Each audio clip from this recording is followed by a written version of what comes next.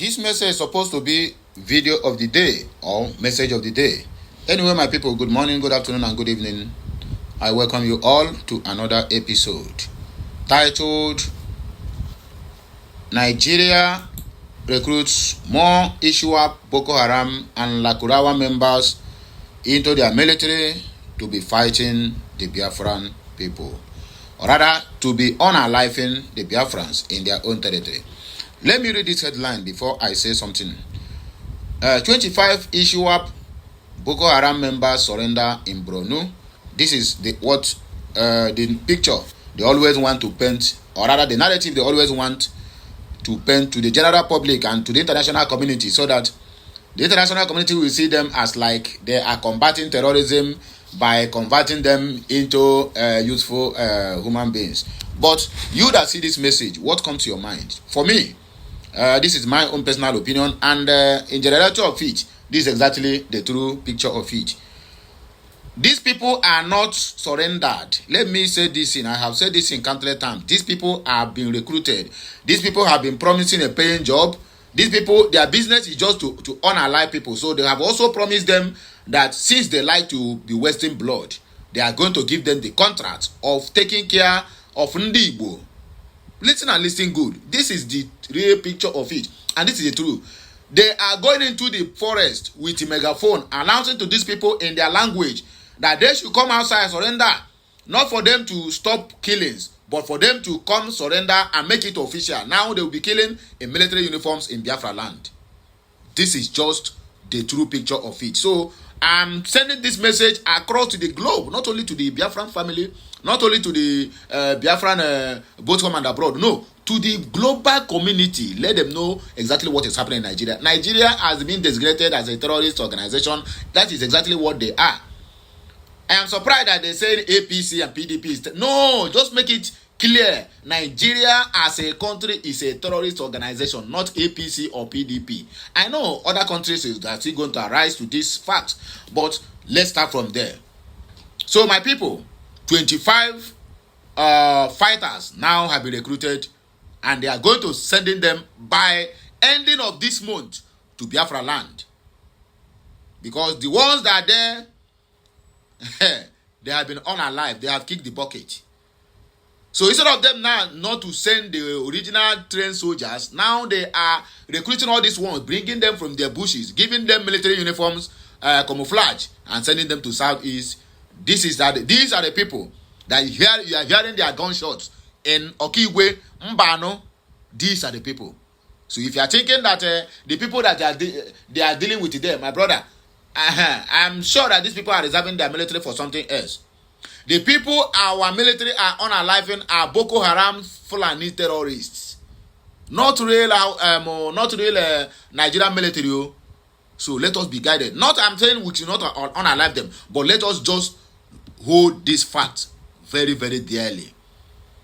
They are going inside the bush using megaphone.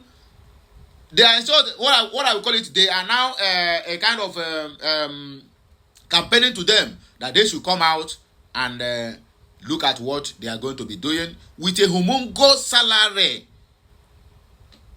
The real military are being paid 50,000 naira. Who are fighting Boko Harams? The Boko Haram they are recruiting from inside the forest are being paid 1.5 million naira monthly for them to be coming and be buying Biafrans.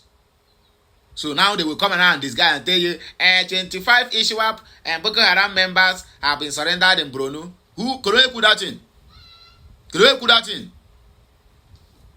Anyway, let us read the news, because my own duty is to just to tell you exactly how it is, and also to read the news so that you will also understand with me.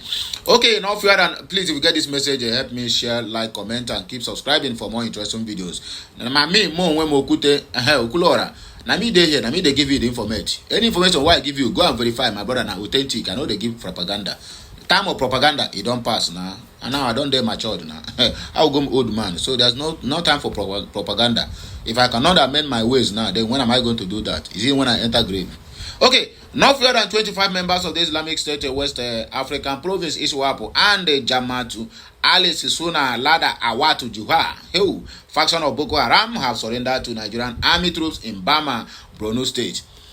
Okay, let me pause here and also remind you that these Boko Haram that are surrendering are the ones. Nigerian army now are saying we sleep in Nigeria and we wake up in Cameroon. Do you know what it means? They are sleeping. Boko Haram will attack them, and the ones who manage to escape will enter Cameroon. These are the same people now who will attack you now and surrendering to you. How does that sound to your ear? Who have overpowered, who have taken over most of the military barracks in that same Brunu, they will come out now after risking their life and then surrender to you. And then you are telling me at this my age with my white beard and white hair, and I will believe you. Musa and the Tunumbu and a thunder go fire two of you. A military source told the nation that a surrendered group comprised of 15 adult females and 13 adult men. They are currently undergoing profiling by the 21 Special Armored Brigade.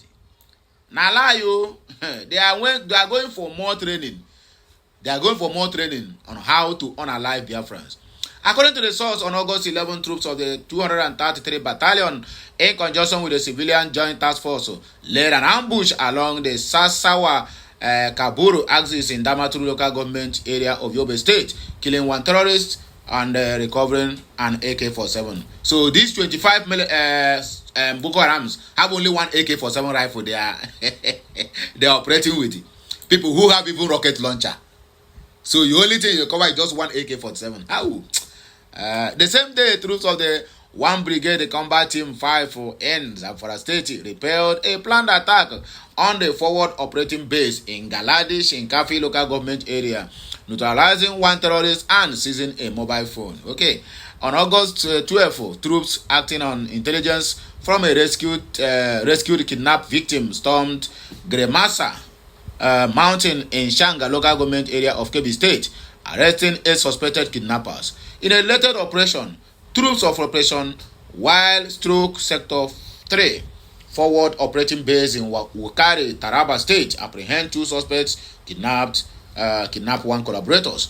The military source further disclosed that 5 suspected pipeline vandals were arrested by troops of Sector Operation Safe Heaven in Plateau State. On August 13, troops of 34 Artillery Brigade launches an offensive on an IPOB and ESN camp at Ndeji community, a border area between Anambra, Abia, and Imo State. 1 criminal was neutralized and troops recovered a pistol with ammunition, cartridges, radios, IEDs, components, and mobile phones and other items. The source said 2 planted improvised explosive devices were also destroyed by the EOD team.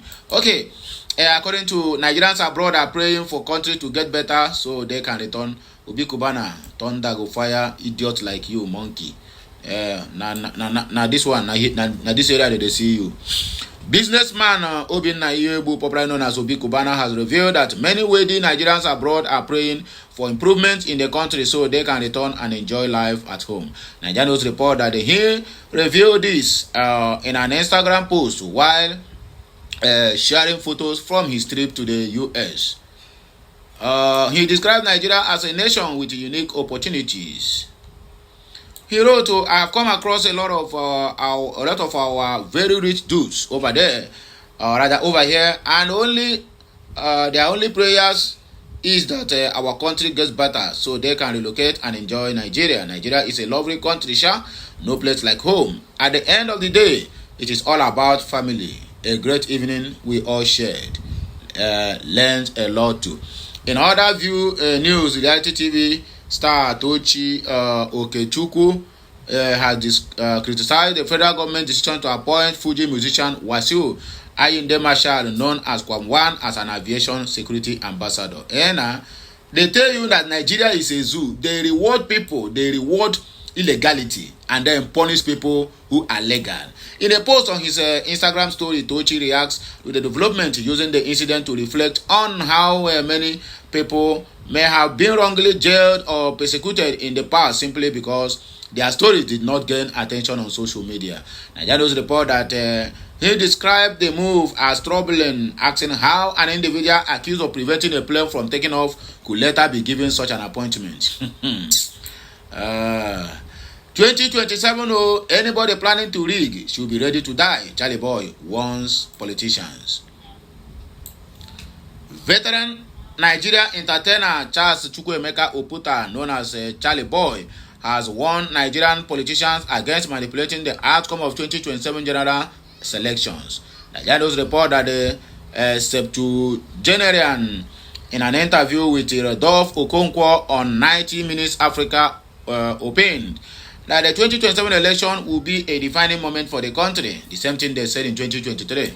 Charlie Boy stated that anyone planning to rig the 2027 election should be prepared to face the consequences, stressing that credible elections are only way to address poor governance.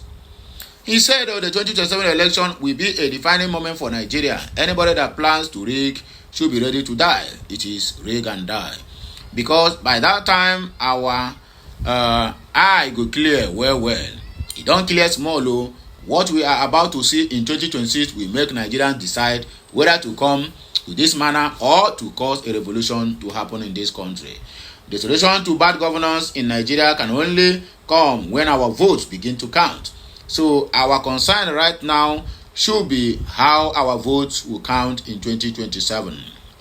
Speaking about the Lagos State government's recent decision to rename Charlie Boy's bus stop in Bariga, Charlie Boy described the move as outright silly and a bloody distraction, adding that his primary concern is how to rescue millions of Nigerians who daily go to bed empty hunger.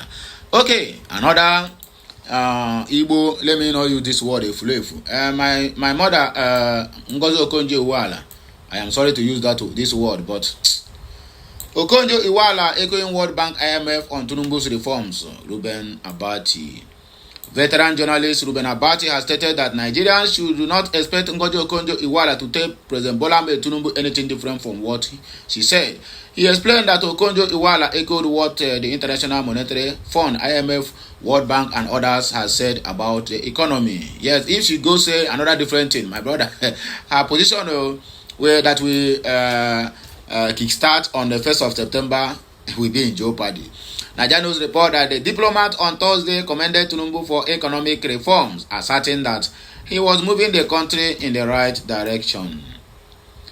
However, speaking on the Friday during Arise Television's morning show program, Abati said Nigerians weren't relying on statistics but on reality.